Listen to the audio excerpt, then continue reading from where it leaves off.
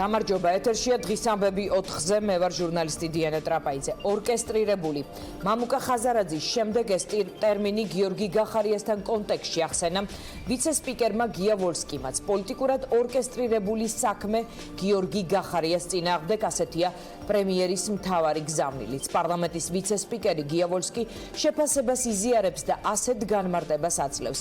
ცალკეულმა პირებმა აფრიალეს და ფურცელს დაარქვეს წერილი, რომელიც თითქოს და გახარიას მიერ არის შედგენილი.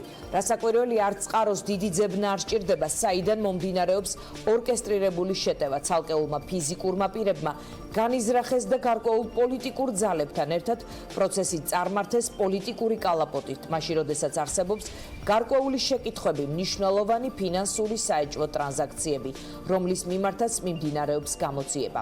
საპარლამენტო ოპოზიცია კი TBC ბანკის საკითხზე დროებითი საგამოძიებო კომისიის შექმნას და შინაგან საქმეთა მინისტრის გიორგი გახარიას გადადგომას ითხოვს.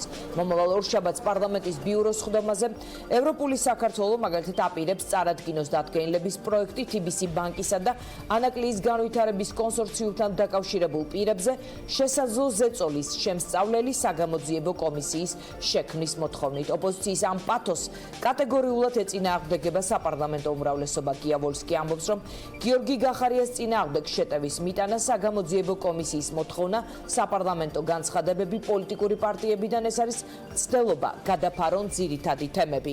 გია ვოლსკი არის იქნება რამდენიმე წუთში ჩვენი სტუმარი.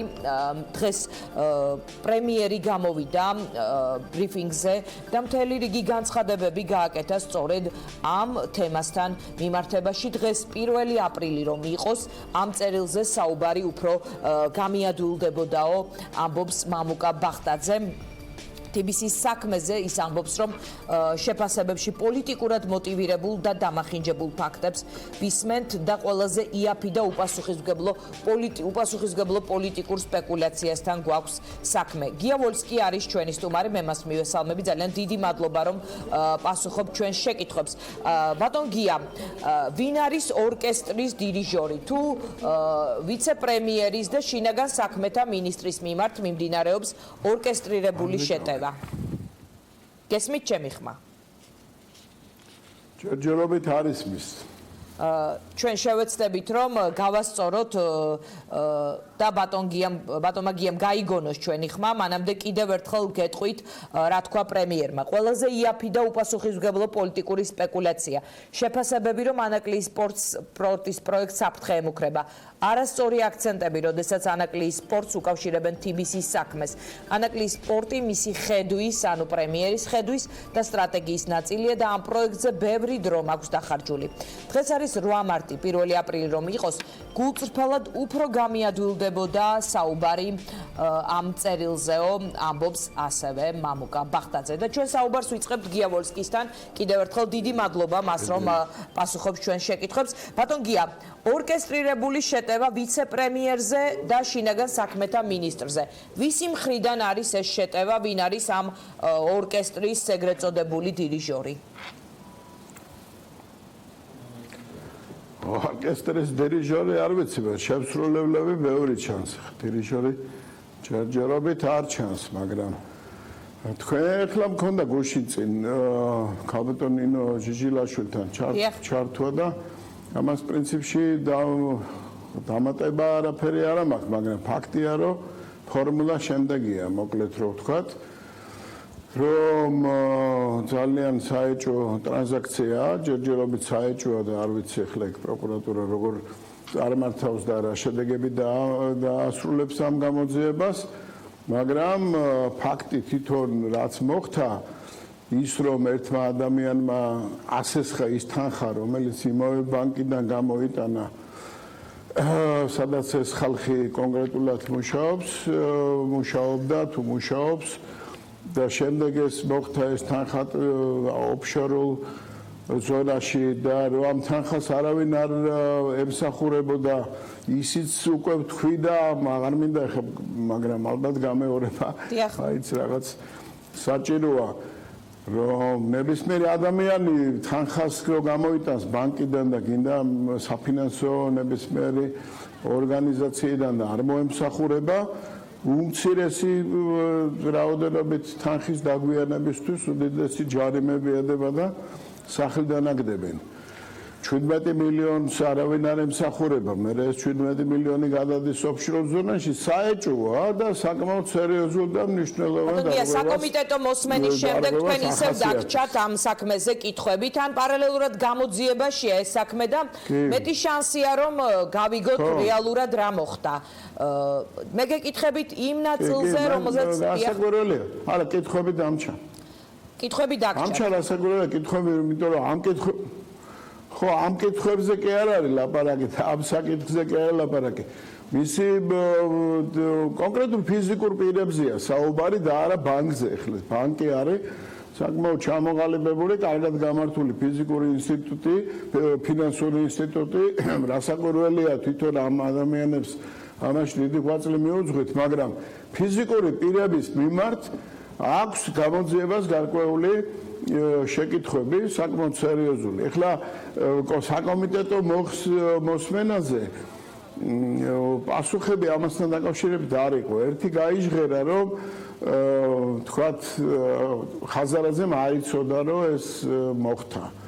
დანარჩენი ეხლა ამის პარალელურად უცებ რო წამოიჭრება საკითხი, რომ თურმე ამაში დაშავია შირაგა საქმეთა მინისტრი, ეს უკვე ისეთი ორკესტრირებული შეტევის. ბატონია, ბრალი ამ საქმეზე არავისთვის წაუყენებიათ. ასევე კითხვის ნიშანი ჩნდება, რატომ დაინტერესდა ფინანსური მონიტორინგის სამსახურით ასეთი ხანდაზმული ტრანზაქციით და 4 უწყება ერთობლივად შემოვიდა, ასე ვთქვათ, ბანკში იყო მამუკა ხაზარაძის განმარტება. ანუ საქმის დეტალებზე რომ არ ვისაუბროთ, ვინაიდან ეს გამოძიების პრეროგატივაა, მაგრამ ასევე გამომძიებელმაც პროკურორმაც თქვა ერთ-ერთ სატელევიზიო ინტერვიუში, რომ ისინი ახლა ამოწმებენ ფულის გათეთრებასთან არის თუ არა საქმე, ასევე ხაზარაძე ამბობს პარლამენტში, რომ ეროვნული ბანკის მოწერილობა აქვს, სადაც საუბარია, რომ აქ არ არის მათი მხრიდან ფულის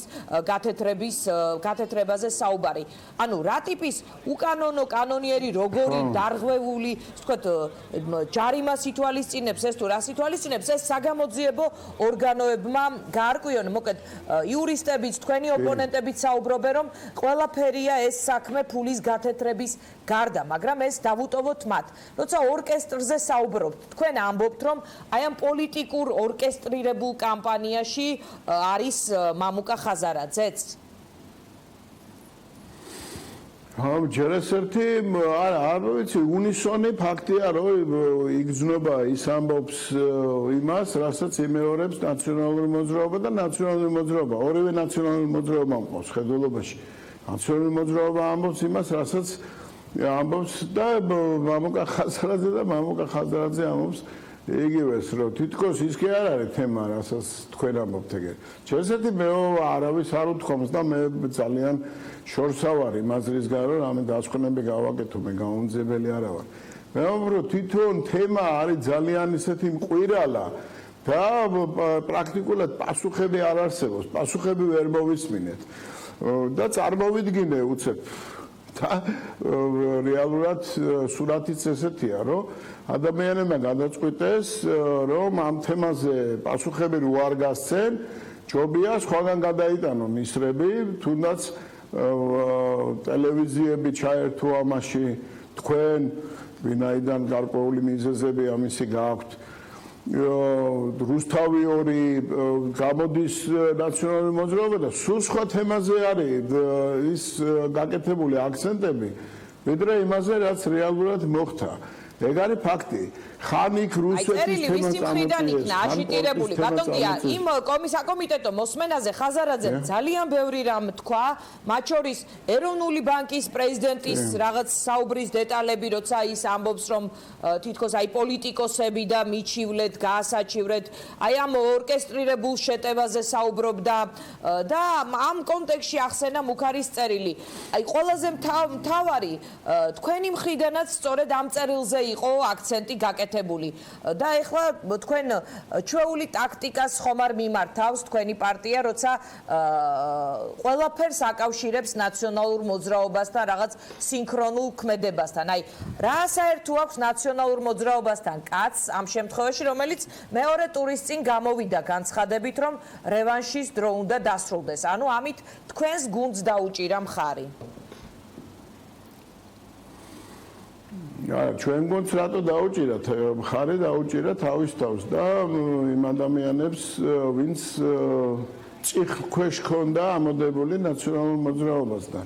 ტყვილი თუ თქვა რამე, კიდე მას მოკითხეთ, მაგრამ რეალური სურათი თქვენ რასაც ამბობთ ახლა, აი რა შეკითხვასაც ვსვამთ, ესეც მე მეჩვენება, რომ მცდელობაა, რომ თავარი თემიდან გადავიტანოთ ყურადღება იმაზე, რა თქვა, რა წერია წერილში, ეგრეთ წოდებულ წერილში ალბათ ეს უფრო სწორი იქნება, რომ თითქოს გიორგი გახარია თხოვლობს იმ არტარეას და იმის დაქვემდებარებას, დაქვემდებარებას. მე ვახსენებ, რა თქვენ მე რა თქვენ არ გიხსენებიათ. ხო და აი ეგ იმდენად სისულელეები წერია ამ იმაში წერილში, რომ ესეც კიდევ რაღაცა კიდე დამატებით შეკითხვას აჩენს. რაზეა ლაპარაკი? ლაპარაკია იმაზე, რომ ვიღაცის ყურადღება არ მაცლით პასუხს. კი ბატონო, დაასრულეთ. არა, რა თქმა უნდა, სრული განწყობა მაქვს, რომ გაცალოთ. დიახ.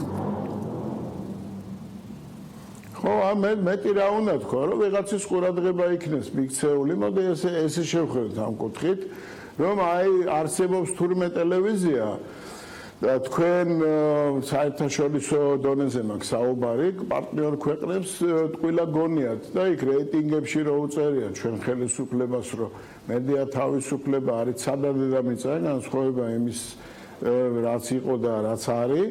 და აგერ თურმე ტელევიზია იმედსაც დაარტყეს, თურმე იმედის იმაზე უნდა გადაიყვანონ თქვენი ტელევიზია, არტარეა, რატომღაც შემოტანილი რაღაც თემაა ამ იმაში, გაუგებრობის და იმის შესაქმნელა და ფაქტი არის ერთი.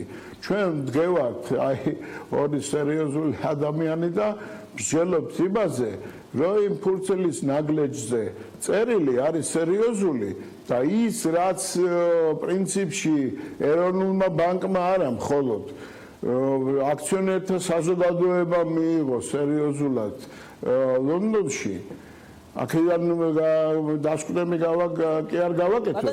ვილაპარაკოთ იმაზე, რასაც ლაპარაკობს ლოგიკასწავლი მამუკა ხაზარაძე იმდენად არასერიოზული არავითარი ლოგიკა ამაში არ არის. ანუ დავასკვნათ მინდა.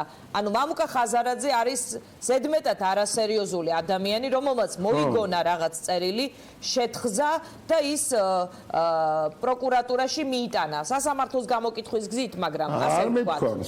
არა, ჩვენ სერიოზული ხალხი თუ ვართ, ამ არასერიოზულ ნაგლეჯზე თუ ვსაუბრობთ, ვინც ეს ნაგლეჯი შემოიტანა სასაუბრო სივრცეში, ესე იგი ის ზედმეტად არასერიოზულია. კიდევ ერთხელ თუ გაიმეორებ შეკითხვას კარგი. კი ბატონო. ერთი თემაა რა. სწორედაც ეგ არის მთელი მარილი მაგაშია. წერილი არის თვითონ იმდენად აბსურდული ეგრეთ წოდებული წერილი. რომ სწორედ ეგბადებს დამატებით შეკითხვას. არ არის მამუკა ხაზარაძე ისეთი ადამიანი, ვინც ესეთ წერილს მოიგონებდა და აი ამაზე მიდის ახლა აქცენტის გაკეთება. გარწმუნებთ არც გიორგი გახარია ის ადამიანი, ვინც ეგეთ წერილს მოიგონებდა, ან მით უმეტეს დაწერდა და მესამეს ერთი მიზანი ნახეთ რა, რამხელა რამდენი მიმართულებით წავიდა მსჯელობა ამ საკითხზე. პირველი, რომ მედია არ არის თავისუფალი და თურმე TV იმედი არის და გადავხედეთ ერთ სიუჟეტებს, რომელიც სიუჟეტში შეგიძლიათ იმედთან დაკავშირებით რაიმე ეჭვი გქონდეთ. საკმაოდ კრიტიკულია თქვენი არ იყოს. მეორე არის, რომ ტელევიზიის დამორჩილების მცდელობებია. მესამე არის, რომ კიდე ერთი ტელევიზია, მეორე ტელევიზია. კიდე არის, რომ თურმე შინაგან საქმეთა მინისტრი არის მექანიზმი.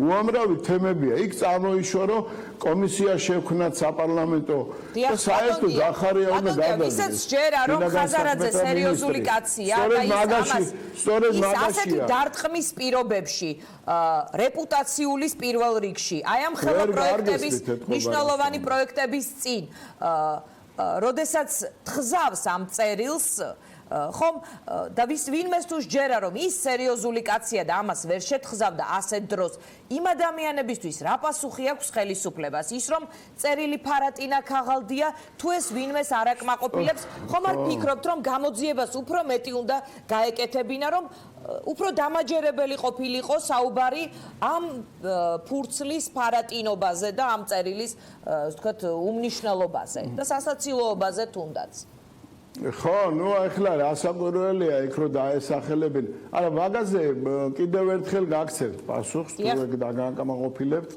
არ ვიცი, ვამბობ, მაინც იგივეს ამბობთ, რომ მაინც მსმენელს თუ მაყურებელს ჩაებეჭდოს სწორედ ის შეკითხვა. სწორედაც იმაშია საქმე, ამ წერილის აბსურდულობაშია მთელი მარილი, რომ ეს არ დაწერდა ეგეთ წერილს. ესე იგი გახარიამ დაწერა, რომ ესე იგი ის უფრო გახარიამ დაწერა, იქნებ ჯერა რომ გახარიაც არ არის ის კაცი, ვინც ამ წერილს წერს. ანუ უფრო მეტი არ უნდა ვიცოდეთ? ბატონია, მე არ ვამბობ რომ გახარია წერს ამ წერილს. გავიგე. თუმცა არც ის მგონია რომ ხაზარაძე გზავს რაღაც სადღაც შუაშია სიმართლე და როცა კითხვები არსებობს არა მე რა მგონია ხო არ არის ნამდვილად მნიშვნელოვანი მე რა მგონია და ამიტომ უფრო მეტი დამაჯერებელი პასუხი მიგვეღო უნდა თუ არა არა უფრო დამაჯერებელი პასუხს გეონებით და თქვენ ეს არ გაკმაყოფილებთ მაგრამ მე თქვენ არ გელაპარაკებით ამ შემთხვევაში. რა თქმა უნდა, მაყურებელს ბატონია, რა თქმა უნდა. ხო, თქვენ შუამავალი ხართ ჩვენ შორის. მე გეუბნებით თავარ თემას. ამ თავარი თემიდან როგორმე წასვლის ჟინი იგრძნობა და აი ეგეც კიდევ რაღაც დამატებით შეკითხვას მიჩენს. რა არის ეს?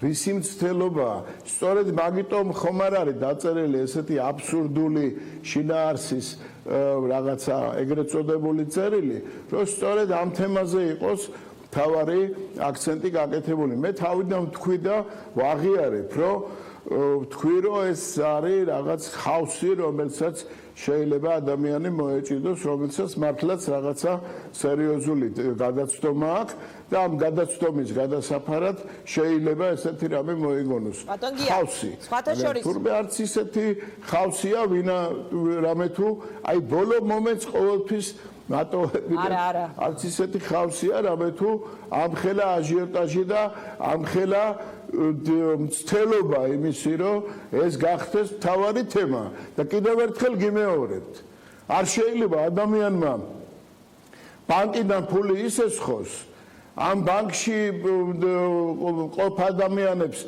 პირად ანგარიშებზე გადაურიცხოს არ მოემსახუროს 17 მილიონ დოლარს შემდეგ ამისი ის გადაბარება მოხდეს სადღაც ოფშორულ იმაში ზონაში დამკვიდრებული ორგანიზაციისათვის კვლავ იმ პიროვნების მიერ ვინც რეალურად ვიცით ვინც არის ამაზე არ იყოს ლაპარაკი და მთელი აქცენტი და მთელი ძალისხმევა მიტანილი იყოს იმაზე რომ რა ხდება წერილში დაებუქრა თუ არა 4 კომიტეტის 4 საათიან სხდომაზე უმრავლესობის ყველა წევრის შეკითხვა ეხებოდა არა ტრანზაქციის დეტალებს არამედ ყველა შეკითხვა რომელიც იმ დღეს დაისვა თითქმის თუ არ ვცდები 90% ეხებოდა სწორედ წერილს ანუ თემა წერილთან დაკავშირებით აჟიოტაჟი ამაზე შეიქმნა სწორედ უმრავლესობის ლიდერების მიერ რომლებიც 4 საათიან კომიტეტის სხდომაზე ახსენებდნენ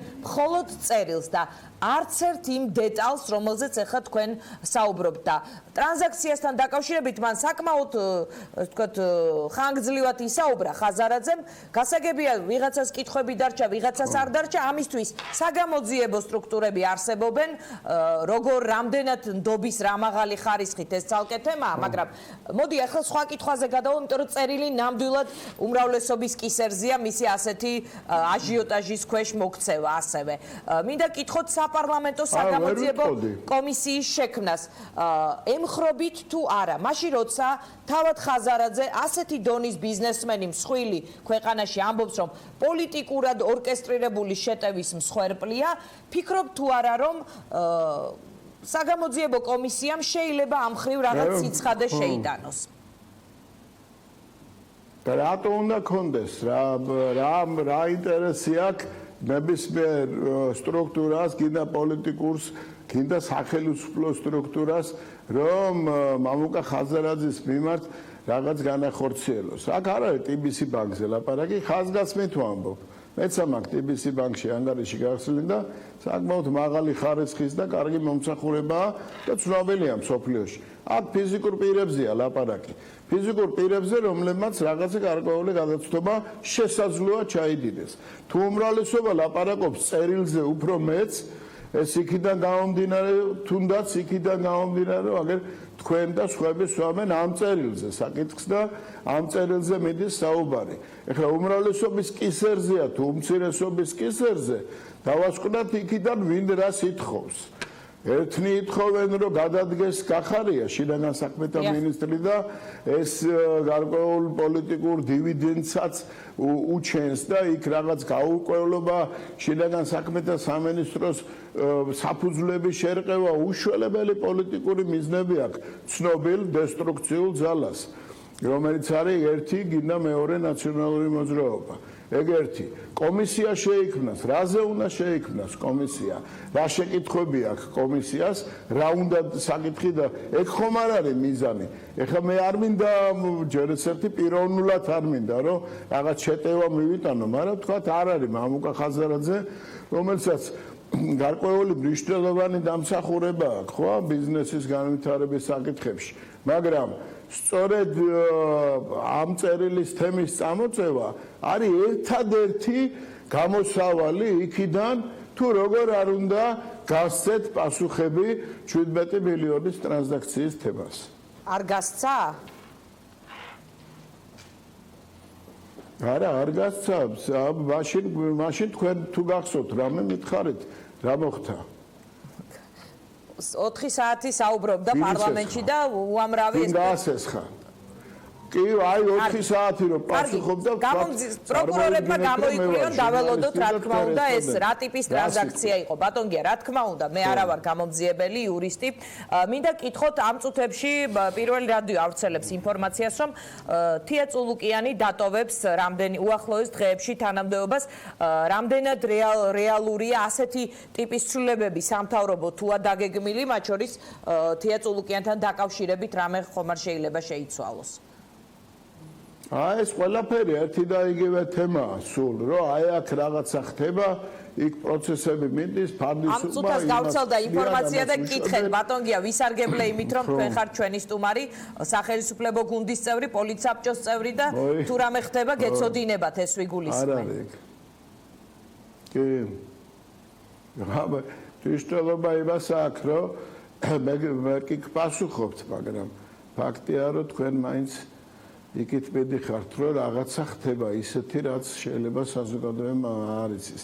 ერთი რამეც არის, რომ საზოგადოებისთვის მიწოდება ინფორმაციის ინტენსივობით, გახსნილობით არის საკმაოდ ისეთი ხელმისაწვდომი და მისაბაძი, მე მგონი.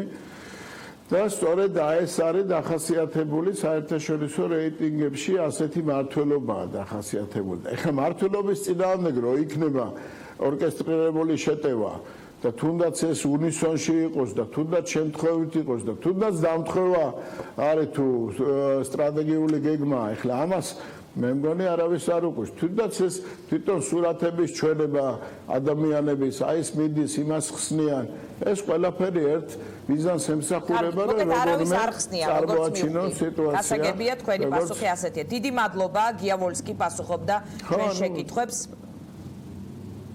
ნახვამდის. ჩვენი შემდეგი სტუმარია ოთარ კახიძე, ევროპული საქართველოდან. ეს ის პარტია, რომლის წარმომადგენლებსაც აქვთ სურვილი საპარლამენტო საგამოძიებო კომისიის შექმნის. ოთარ, ასეთ აუცილებლობას ვერ ხედავს მართველი გუნდი. ის ამბობს, რომ ჩვენ საუბრობთ რაღაც ფარატინა ქაღალდზე, არასერიოზულზე, სავსებით და რომ რაღაც ორკესტრირებული შეტევაა ვიცე-პრემიერისა და შინაგან საქმეთა მინისტრის მისამართით და ჯობია უკანონო ტრანზაქციაზე ისაუბრონ ვიდრე წერილზე და მოკეთ რა საჭიროა კომისია მე ასე მოკლედ ამოვკრიფე მთავარი რაც თქვა ჩვენმა პირველმა სტუმარმა. მოგესალმებით დიანა, მივესალმებით ელემაყურებელს. მართველი პარტიის ამგვარი პასუხი გამოძიების მოთხოვნაზე პირდაპირ ადასტურებს იმ ეჭვებს, რომელიც აქვს საზოგადოებას, რომ სინამდვილეში ამ ორგანიზებული შეტევის უკან TBC-ის დამფუძნებლების წინააღმდეგ დგას ივანიშვილი და მისი მორჩილი სახელმწიფო ინსტიტუტები, დაწყებული ეროვნული ბანკიდან, გაგრძელებული პროკურატურით და დასრულებული საქართველოს პარლამენტში. აი, რა შეჭირდებოდაო ეს შეტევაო? ოთარ, ბატონი ვოლსკი ამბობს, რომ აი რა შეჭირდებოდაო, რაც დაახლოებით ღარიბაშვილს და ასეთი პათოსი გრიგოლიას რეაქციაში, სადაც საუბრობდა, რომ თუ ანაკლიის სპორტი უნდა და ვინ დაუშლიდა მას ამ პორტს. მითხარით ვინ დაუშლიდა, ასეთი იყო მისი კონტრკითხვა. კი ბატონო, ჩვენ სხვადასხვა ვერსიები გვაქვს თუ რა დგას ამ ორგანიზებული შეტევის უკან, რა მოტივი ამოძრავებს ბიძინა ივანიშვილს, ვინაიდან ყველა ეს უწყება, ჩვენ ხომ ვიცით ხომ, ჩვენ ცხოვრობთ საქართველოში და არის 2019 წელი. და პარტიის თავმჯდომარე, მილიარდერი ბიძინა ივანიშვილი არის ყველა სახელმწიფო ინსტიტუტის ერთპიროვნული ხელმძღვანელი. რასაც ეთყვის ეროვნული ბანკის პრეზიდენტს, გენერალურ პროკურორს თუ შინაგან საქმეთა მინისტრს, ის კეთდება ამ ქვეყანაში. ეს არის ჩვენი რეალობა და რა მოტივი ამოძრავებს ივანიშვილს, ახლა ამაზე სხვადასხვა ვერსიები შეიძლება განვავითაროთ, მაგრამ ფაქტები, ჩვენ გვაქვს ფაქტები. ეს ფაქტები რას მოიცავს, რომ კვირიკაშვილის მოხსნის შემდგომ, რომელიც პრემიერ-მინისტრი მოხსნა ივანიშვილმა, ხო, შემდგომ დაგვინიშნა ბახტაძე. ამის შემდგომ იწყება ერთმანეთისგან დამოუკიდებელი სახელმწიფო უწყებების ეროვნული ბანკი, გენერალური პროკურატურა, ფინანსური მონიტორინგის სამსახური, ფინანსის სამინისტროს შემოსავლების სამსახური. ამათი შეტევა TBC-ზე, ამასთან ახლავს სამთავრობო Facebook გვერდების პირდაპირ ქართულ ოცნებას არ აფილირებული, არამედ მათი Facebook გვერდების მიზანმიმართული დისკრედიტაცია მათი მხრიდან, ხაზარაძის და ჯაფარიძის. ამასთან სდევდა პროკურატურაში სრულიად აბსურდულ ფულის გათეთრების რაღაც საქმეზე გამოძიების დაწყება და პროკურატურა, რომელიც მოგვევლინა როგორც შავი პიარის განმახორციელებელი სააგენტო. პროკურატურა, რომელიც ბრიფინგებზე საპროცესო მოქმედებების შესახებ კი არ საუბრობდა, იმას კი არ გვეუბნებოდა, რომ ვიღაცას ბრალი წარუდგინეს ან რაიმე მოქმედება განახორციელეს. არა, გამოძიებას ვაწარმოებდა და ეს ხალხი ფულის გამთეთრებელიაო, ამას გვეუბნებოდა პროკურატურა. ეს არის მტკიცებულებების ერთობლივი, ეს არის ფაქტების ერთობლივი. საპარლამენტო საგამოძიებო კომისიის შექმნა. ჩვენ ნახეთ პარლამენტში ერთი საგამოძიებო კომისია. აი რა შეცვალა, გარდა იმისა, რომ რაღაცეები ღიად მოვისმინეთ, ნახეთ, აი ამ ხრივ იქნება საინტერესო საჯარო რაღაცეების მოსმენა. რა თქმა უნდა. ინტერესის და ინფორმაციული პირველ რიგში მე მინდა შეგახსენოთ, მე მინდა შეგახსენოთ ქალბატონო დიანა, რომ საპარლამენტო საგამოძიებო კომისიამ ხორავას ქუჩაზე მომხდარი მკვლელობის საქმეში დაადგინა კონკრეტული პირი, ვინც დათურა სარალიძეს ურტყამდა რაღაც საგანს, რომელიც მონაწილეობდა მასთან ჩხუბში და რომელსაც ხელი დააფარეს და რომლითაც უნდა წარედგინათ ბრალდება. ეს არის მიხეილ კალანდია. ანუ ვისაც ხელს აფარებდნენ, ეს პირი დაადგინა საგამოძიებო კომისია. ამავე დროს საგამოძიებო კომისიამ დაადგინა ყველა ის თანამდებობის პირი, ვინც ამ ხელის დაფარებაში მონაწილეობდა, დაწყებული მთავარი პროკურორით, გაგრძელებული მისი მოადგილით, ქვედა თანამდებობის პირებით, კონკრეტული საქმის წარმოებელი პროკურორი ფხაკაძით, გაუმძიებელი ფიფიათი, რა ქმედებები განახორციელეს, რა мотиваცია იყო ამ ყველაფრის უკან. ეს ყველაფერი არის გაშიფრული ზედაპირზე და დასკვნაში არის ასახული.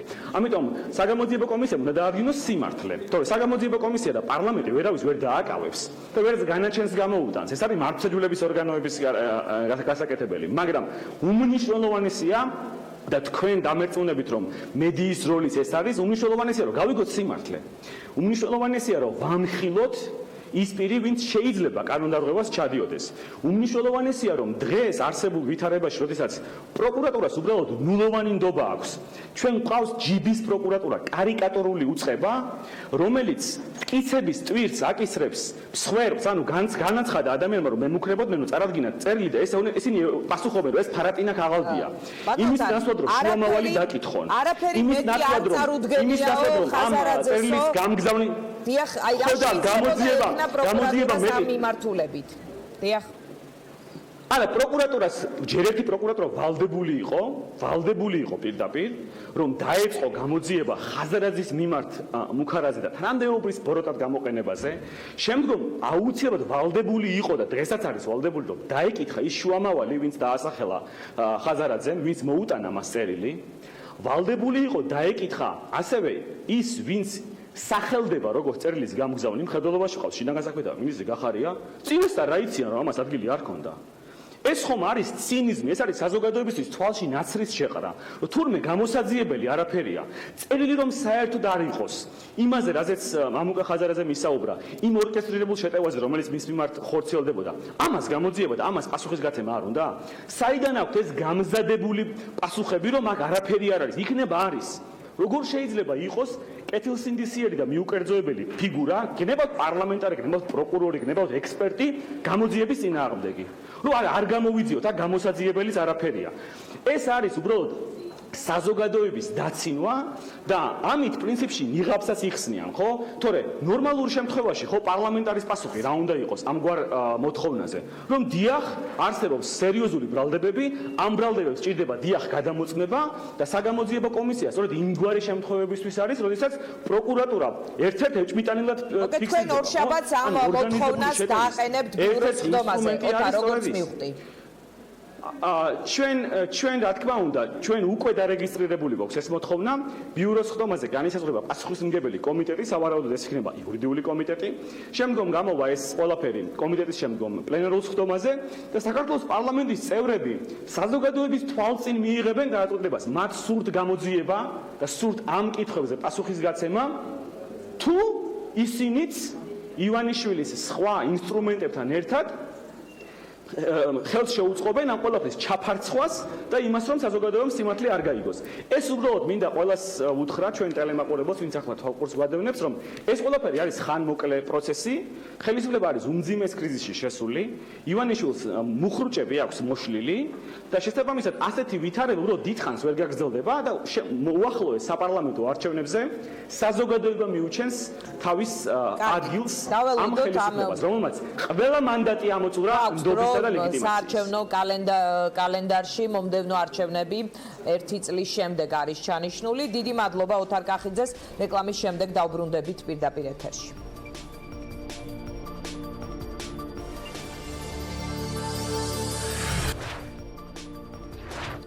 ჩვენ დავბრუნდით პირდაპირ ეთერში, ვიდრე ჩვენ სტუმარს წარმოგიდგენთ, ძალიან მოკლედ გაგაცნობთ ერთ ინფორმაციას. ლევან გოგიჩაიშვილმა პალიტრა ნიუსის ეთერში ასეთი რამ თქვა, როგორც ბიზნესშია ჩხარტიშვილის სინდრომი, ისე არის სასამართლოში ჩინჩალაძის სინდრომი და რამდენიმე წუთის წინ ვანო ჩხარტიშვილის პრესსამსახური გამოეხმაურა ამ ამბავს და თქვა, რომ ახალგაზრდა პოლიტიკოსი სიმართლეში გარკვევის ნაცვლად ტირაჟირებას უკეთებს ნაციონალი პიარშიკების მიერ ვანო ჩხარტიშვილის დისკრედიტაციისთვის წლების წინათ შემოგდებულ ისეთ უსაფუძვლო ბრალდებებს, როგორიცაა საბჭოთა ანაბრების თუ ბადრი პატარკაციშვილის ოჯახის ქონების მითვისების თემა. გოგიჩაიშვილი ნაციონალების ამ ნარატივის გახმოვანებაში არც პირველია და არც უკანასკნელი, ამიტომ და განცხადება არის საკმაოდ გრძელი, მას ახალი ამბები უფრო ვრცლად მოგიყვებათ, სადაც საუბარია რომ არც ანაბრებთან, არც პატარკაციშვილის ქონების მითვისებასთან არაფერი ჰქონდა საერთო და აი ამ განცხადებაში ჩხარტიშვილი პოლიტდევნილად არის მოხსენიებული მისივე პრესსამსახურის მიერ იმ წლებში. მოკლედ ასეთი იყო თემა, რომელიც ჩხარტიშვილ გოგიჩაიშვილის შეპაექრებას გულისხმობს. დღეს ლევან გოგიჩაიშვილი თავის ახალ ჯგუფთან ერთად, უბრალოდ ეკაბესელია თავის თანამოაზრეებთან ერთად იქნება ჩვენი სხვა გადაცემის სტუმარი პროექტში პირველები და იქ ამ თემასაც შევეხებით. მანამდე გუბას სანიკიძე დემოკრატიული მოძრაობიდან არის ჩვენი სტუმარი. ბატონ გუბას, თქვენ რა სიტყვით თემაზე, რომელზეც ვისაუბრეთ გადაცემაში, სად შეიძლება იყოს სიმართლე, როგორ უნდა იხემძღვანელოს მაყურებელმა, რომლისთვისაც არც ხაზარაძის ნათქვამი არ არის შესაძლოა ბოლო ინსტანცია და არც გახარიას მტკიცება, რომ ის წერილებს არ წერს. პირველ რიგში გილოცავ დღევანდელ დღეს დიანა, ყველა ქალბატონს მიულოცავ დღევანდელ დღეს. ბედნიერებას გისურვებთ. რაც შეეხება ახლა ხაზარაძის საქმეს, ახლა ყველანი ჩვენ სუბიექტურები ვართ, კაცნი ვართ, ადამიანები ვართ და ჩემი სუბიექტურობიდან გამომდინარე, მე მგონია რომ ხაზარაძე არ ტყუის, იმიტომ რომ არ შეიძლება ასეთი ტყუილი მოიგონოს ადამიანმა, რა ის არც სცენარისტია და არც თქვათ რომანისტი, რომ სიუჟეტები გამოიგონოს.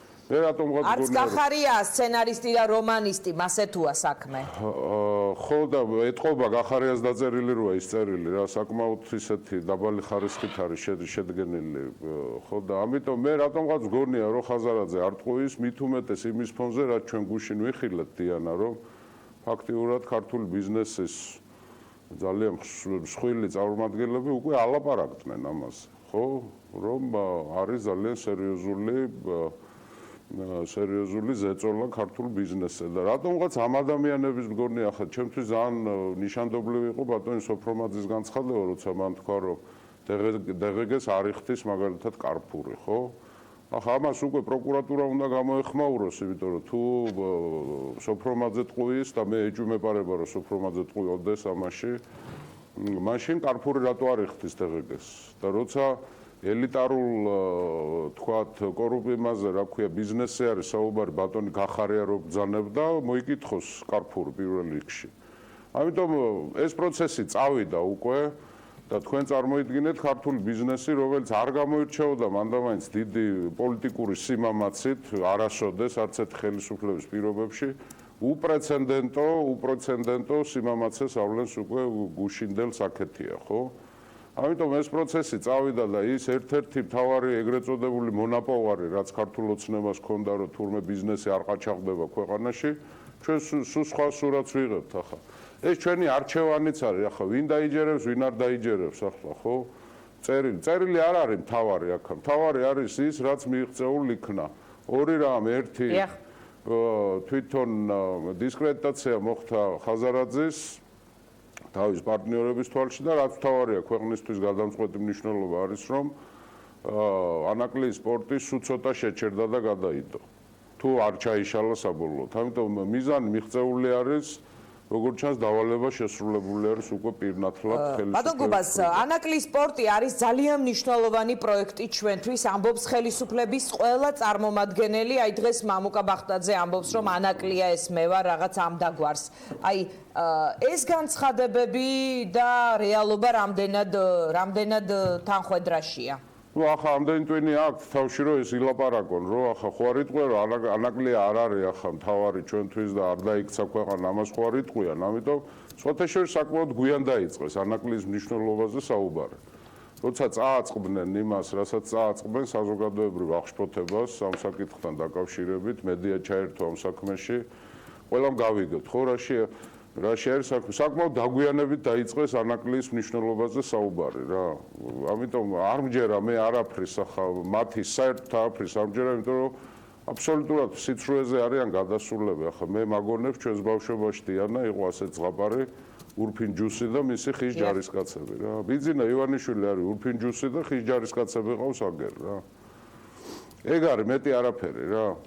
ამიტომ მარტივად არის საქმე, არ უნდა ამას გართულება ახლა და გამოძიება ამას გამოიძიებს და მიმდინარეობს, რა გამოიძიეთ ერთი ეს რო გამოიძიოთ. მე მაინტერესებს დღგ-ს გადახდის საკითხი კარფურის მიერ, რაც გუშინ ბატონმა სოფრომაძემ გაახმოვანა. ძალიან მაინტერესებს და პროკურატურას თუ ყურნი აი ასხია სად შეიძლება ვიპოვოთ შეკითხვებზე პასუხი? საპარლამენტო საგამოძიებო კომისია ეს არის ადგილი, სადაც შეიძლება ვიპოვოთ პასუხი კითხვებზე. დიანა, მე ყოველთვის რთულის გამარტივების მომხრე ვარ. მე ერთადერთ გამოსავალს ხედავ ხელისუფლების ცვლილებაში. დაანჩენ ეს არის იწილო. ახლა მიიწვევენ, მოიწვევენ. კი ბატონო, საპარლამენტო კომისია შეიძლება იყოს, თქვათ, სურათის უფრო გაცხადებისთვის, რა თქმა უნდა, ხო, მაგრამ ახლა საპარლამენტო კომისიის გადაწყვეტილებას არანაირი იურიდიული ძალმოსილება არ აქვს, მარტო აქვს მორალური და ახლა მორალურზე ახლა დღევანდელ ხელისუფლებასთან საუბარი ცოტა სასაცილოც არის რა ხო მე ამიტებიც არ უნდა ვიყოთ ხელისუფლება უნდა შეიცვალოს დიანა ვორჩა და გათავდა ამისთვის არსებობს არჩევნები და არჩევნები ან რევოლუცია თუ არჩევნებით არ წავა ხელისუფლება მოუწევს რევოლუციით გაპანგურება თქვენ ფიქრობთ რომ ეს კარგი იქნება ქვეყნისთვის მისი განვითარებისთვის რევოლუცია ძალიან ხშირად არის გამოსავალი ქვეყნებისთვის და ამის ძალიან ბევრი მაგალითი ვიცით ისტორიაში ამის განწყობას თქვენ ხედავთ დღეს საზოგადოებაში ბატონო ამის განწყობას თქვენ ხედავთ საზოგადოებაში? რა თქმა უნდა ვხედავ და ეს იზრდება ასეთი განწყობა. მე ქუჩაში ადამიანები მაჩერებენ და ახლა შერჩევით არ ხვდები ადამიანებს. მე დავდივარ ქუჩაშიც, ტრანსპორტშიც, მაღაზიაშიც და რა ვიცი, ყველგან დავდივარ. ყველგან ადამიანები მეუნებიან, როდის იზამთ რამეს, ქენით რაღაცა, დაგვიძახეთ, როდის დაგვიძახეთ, მზათავართ, იმიტომ რომ ქვეყანა არის ძვლებამდე გაშიშვლებული დიანა და არ ვიცი ახლა უმძიმეს ვითარება საქართველოს ასე ძიმე მდგომარეობაში ყოველ შემთხვევაში დამოუკიდებლობის მოპოვების შემდეგ ნამდვილად არ ყოფილა რა. ქვეყანას ყავს ანტიქართული ხელისუფლება თავის შინაარსს და ახლა რაც არ უნდა ზღაპრები მოყვენ. აი ანტიქართულობა რას ნიშნავს ან ქართულობა რას ნიშნავს? ქართულობა ნიშნავს შინაარსი, ქვეყანას თუ შინაარსი არ აქვს დიანა ძალიან ეს არ უნდა იყოს სუსაკამათო და სულ ამაზე შეკითხვების დასმა არ შეიძლება. ჩვეულებრივი სახელმწიფო არ უნდა იყოს, ეს უნდა იყოს ქართული სახელმწიფო. ისევე როგორც სხვათა შორის ისრაელის კონსტიტუციაში წერია, რომ ის არის ებრაული სახელმწიფო. და ჩვეულებრივი სახელმწიფო არ გამოვა, შინაარსი მას უნდა კონდეს ქართული, ის უნდა იყოს ქართველი ერის, პირველ რიგში ქართველი ერის ინტერესების დამცველი. და არა რაღაცა მისი ბანდის ან ყაჩაღთა მისი, რა ქვია, გუნდის ისა დამცველი ინტერესი რა. ფაქტი არის ხო უზურპირებულია ხელისუფლების ინტერესი რაღაც ჯგუფების ინტერესია რომელსაც თქვენ ესეთ ტერმინი არავითარ ჯგუფები არ არსებობს არსებობს ერთი კაცის ინტერესი ეს არის ბიძინა ივანიშვილი რა არავითარი იქ გუნდი რომელიმე ეტაპზე სხვაგვარად იყო ბატონ გუბას რომელიმე ეტაპზე სხვაგვარად იყო რა თქმა უნდა იყო თავიდან აბსოლუტურად სხვანაირად იყო 2012 წლის ბიძინა ივანიშვილი და 2019 წლის ბიძინა ივანიშვილი რადიკალურად განსხვავდებიან ერთმანეთისაგან გასაგებია, ეხლა ეს გუნდი ახალი ხალხის შემოკრებას ცდილობს, არის თუ არა რესურსი, რომ რაღაც ტიპის განახლებასთან კონდეს საქმე? არ ვიცი, ახლა პოდიუმზე თუ გამოიყვანენ ამ ახალგაზრდებს და ისა სოზარ სუბარი ჟიურის თავმჯდომარე იქნება, არ ვიცი, მაგრამ პოლიტიკაში მე ბევრჯერ მithქვამს, ახლაც ვიმეორებ დიანა, ახლა პოლიტიკაში ასე არ შემოყავთ რა ახლა. ტომარას დადებენ და დაარქმევენ სახელს. პოლიტიკოს განსაზღვრავს ბიოგრაფია, მისი დასაწყისი, მოგებები, წაგებები, პრინციპებისთვის ბრძოლა, ხანდახან წაქცევაც, მერე ფეხზე და დადგომა, შეცდომების დაშვება და მისი გამოსწორება და აღიარება, ხო? ეს ქმნის პოლიტიკოს. პოლიტიკოს ქმნის პოლიტიკური ქარცეცხლი და არა ვიღაცა ადამიანი, რომელმაც გადაწყვიტა, რომ ინკუბატორი უნდა გააკეთოს აქ პოლიტიკოსების და წიწილებივით გამოჩეკოს. რისი მცდელობაც ვიხილეთ, ხო? ახლა ის პირველი გაწვევის ახალგაზრდა პოლიტიკოსები ვიხილეთ, ხო, რასაც წარმოადგენენ.